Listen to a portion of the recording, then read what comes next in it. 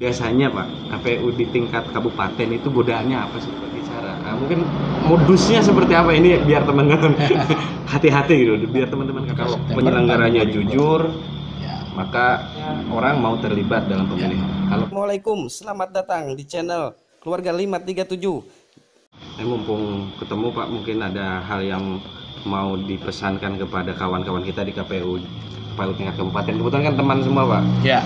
Di Bangkalan kita punya kawan Sairil Munir. Ya, nah itu mantan radar ya. Di Sampang ada Mas Taufik Rizkon. Ya. Di Pamekasan ada Amir. Di Sumenep ada kawan juga mantan wartawan itu Rafiki Tansil. Ya ketuanya Mas Waris juga kita berkawan. Nah, mungkin ada yang mau dipesankan kepada kawan-kawan di kabupaten. Ya, pertama terkait dengan pesan pribadi saya ya kepada kawan-kawan KPU, jadi tolong jaga profesionalitas, jaga kemandirian, independensi daripada kawan-kawan penyelenggara. Jadi akuntabilitas kinerjanya, kemudian transparan ya. Transparan terhadap segala bentuk kegiatan, tahapan yang dilakukan oleh KPU di dalam proses penyelenggaraan pemilihan serentak tahun 2020 ini.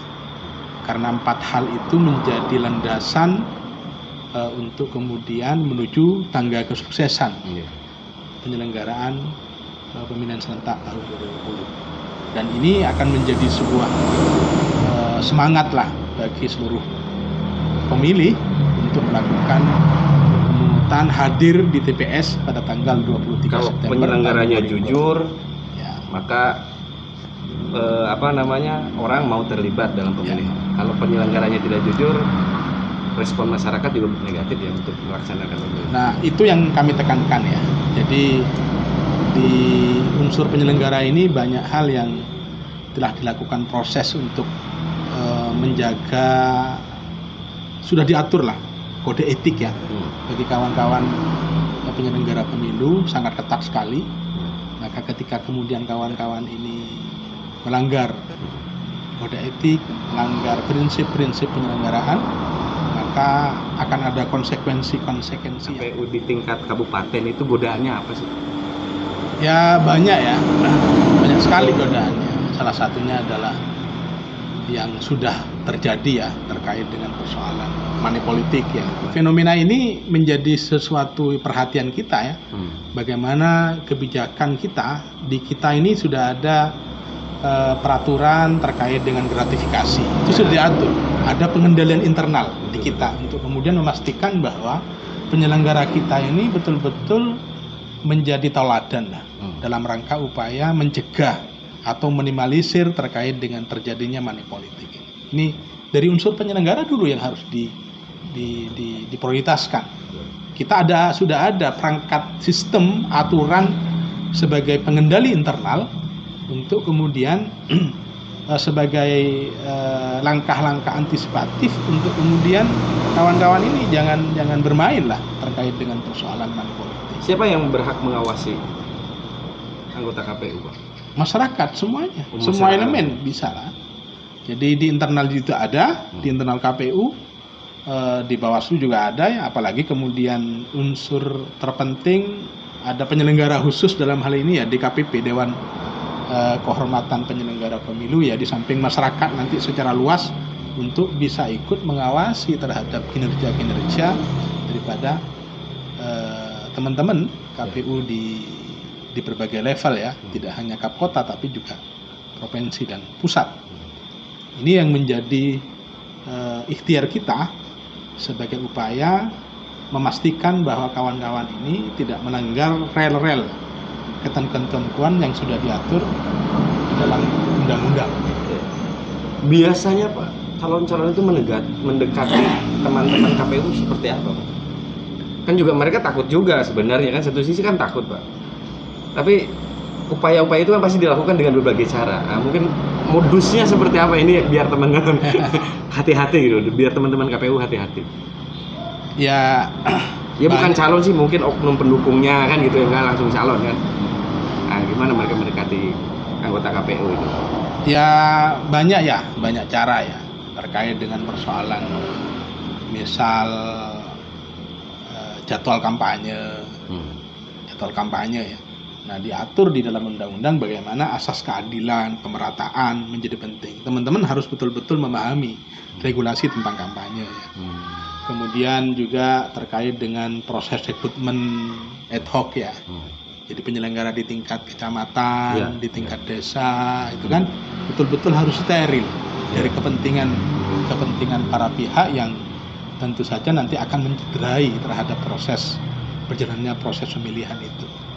Jadi kami betul-betul melakukan proses pengawasan ya, melakukan monitoring, supervisi terkait dengan pertama kemarin dalam proses rekrutmen badan ad hoc itu, kecamatan ataupun desa.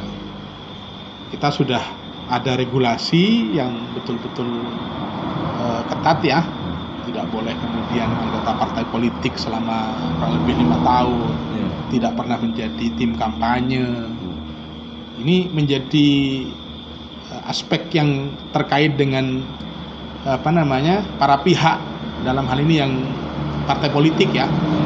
Ini yang kemudian di regulasi itu ada di samping ketentuan-ketentuan lain seperti memang harus sehat, jasmani rohani, usianya, kemudian mampu bekerja sesuai dengan ketentuan undang-undang, regulasi. Ini menjadi sebuah pertimbangan kita untuk kemudian memastikan kawan-kawan ini mematuhi ketentuan yang ada di dalam peraturan KPU ataupun undang-undang. Nah, kalau bicara tadi gimana Pak? Modusnya pakai apa mereka itu pendekatan? Ya banyak ya, misal janji-janji ya di kemudian hari dan sebagainya. Dalam hal ini saya tidak tahu karena memang di masing-masing daerah berbeda ya pola komunikasi, koordinasi dan pendekatan. Tetapi kawan-kawan ini sudah dipagari oleh instrumen regulasi, kode etik, prinsip-prinsip penyelenggaraan, sehingga mau tidak mau ini yang menjadi pedoman utama bagi kawan-kawan itu. Tapi pengawasan dari Jawa Timur jalan ya Pak? Jalan, tetap. Kita ada Korwil ya. Jadi ada koordinator wilayah di Jawa Timur ini ada 7 Korwil. 7 Korwil. Dan di Madura Raya ini jadi Sumeneb, Pamekasan, Sampang, Bangkalan, Surabaya dan Sidoarjo kebetulan Korwilnya saya. Sehingga kemudian 7 kabupaten ini untuk kemudian memastikan bahwa semua pemilihan, semua tahapan ini berjalan sesuai dengan ketentuan. Berarti kalau ada kecurangan di Sumeneb atau di 7 kabupaten itu, beliau bertanggung jawab, ya, berdosa.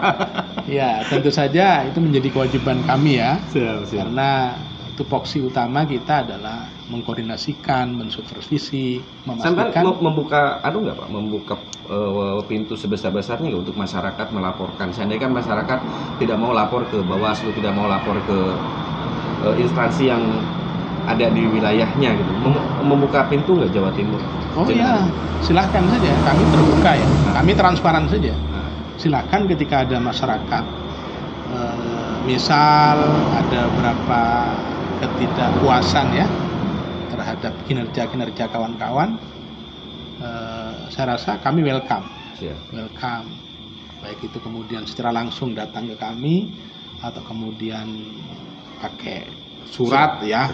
Website nggak ada nggak pengaduan lewat website KPU? Oh ada. Ada kolom, ada alamat email kita. Email juga bisa ya? Bisa, silahkan.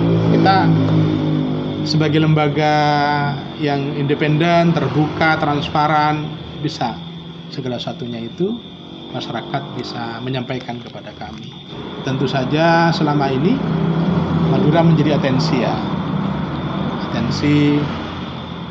terkait dengan proses pemilihan atau pemilu selalu menjadi atensi nasional. Maka saya rasa pemilihan serentak 2020 ini menjadi momentum bagi kita semuanya, khususnya bagi Madura ya, untuk setidaknya bisa keluarlah dari istilah zona merah. Terima kasih sudah menonton video ini. Jangan lupa subscribe, share, like, dan komen.